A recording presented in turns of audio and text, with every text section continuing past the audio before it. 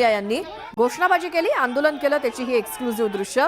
Police त्यांना नियंत्रणात ठेवण्याचा प्रयत्न करतायत, मात्र ते काही ऐकताना दिसत नाहीयेत। अधिक माहितीसाठी जाऊयात, आमचे प्रतिनिधी अभिजित पोटे आपल्या सोबत आहेत। अभिजित, राहुल सोलापूरकरांच्या घराबाहेर सध्या जे आंदोलन सुरू आहे त्याबद्दल काय माहिती? आपण पाहतोय की अभिनेते राहुल सोलापूरकर यांच्या अडचणीत पुन्हा एकदा वाढ झालेली आहे, कारण भारतरत्न डॉक्टर बाबासाहेब आंबेडकर यांच्या विरोधात केलेल्या वक्तव्यानंतर भीम अनुयायी जे आहेत, वंचित बहुजन आघाडी आणि Republican party of RPI, Kharat गट असेल, आठवले गट असेल, या संघटनांनी एकत्र येत राहुल सोलापूरकर यांच्या घराबाहेर गेल्या अर्धा ते 1 तासापासून जोरदार आंदोलन जे आहे ते सुरू केलेलं आहे। खरं तर वंचित आघाडीकडून एक मोर्चा देखील राहुल सोलापूरकर यांच्या घराच्या बाहेर काढण्यात आलेला आहे। जोपर्यंत माफी मागत नाहीत किंवा अॅट्रॉसिटीचा गुन्हा राहुल सोलापूरकर यांच्यावरती दाखल करण्यात येणार नाही, तोपर्यंत आम्ही शांत बसणार नाही, अशी मागणी या सगळ्या भीम अनुयायांकडून केली जात आहे। गेल्या अर्ध्या तासापासून ही सगळी दृश्य आपण पाहतोय, जी बॅरिगेटिंग आहे त्या बॅरिगेट्सवर चढण्याचा प्रयत्न या सगळ्या आंदोलनकर्त्यांकडून होत होता। RPI, आठवले गट, RPI, खरात गट, वंचित बहुजन आघाडी या सगळ्या भीम अनुयायांनी एकत्र येत जोरदार घोषणाबाजी सुरू केली होती। अजून देखील अनेक आंदोलक या कोथरूडचं जे निवासस्थान आहे राहुल सोलापूरकरचं, त्याच्या घराबाहेर जे आहेत ते मोठ्या प्रमाणात जमलेले आहेत।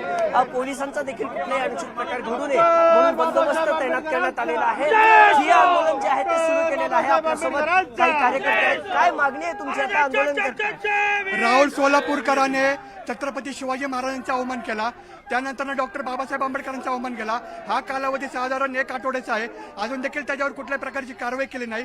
उलट त्याच्यावर कारवाई करायचं सोडून हे जे पोलीस प्रशासन आपण बघतोय हे त्याच्या संरक्षणासाठी दिलंय काय, हा सवाल या माध्यमातून मी विचारतोय। पुण्याचे CP असतील त्यांना माझा सवाल आहे, तुम्ही त्याच्यावरती गुन्हा दाखल का करत नाहीये?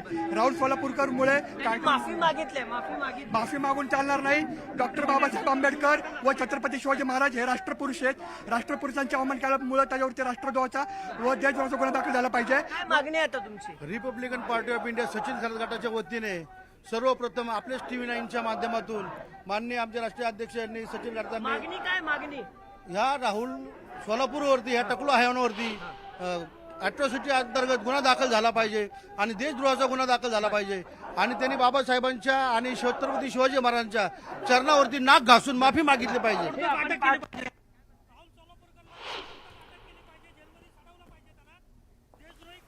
त्यांनी त्याच्यामुळे त्याला जेलमध्ये साठवलं पाहिजे आणि पोलिसांनी, महाराष्ट्र शासनाने अॅट्रॉसिटीचा गुन्हा दाखल करा। आपण पाहतो की ठिय्या आंदोलन सुरू केलेलं आहे या सगळ्या अनुयायांनी। राहुल सोलापूरकरच्या घराच्या बाहेर हे सगळे भीम अनुयायी आता जमिनीवर बसत।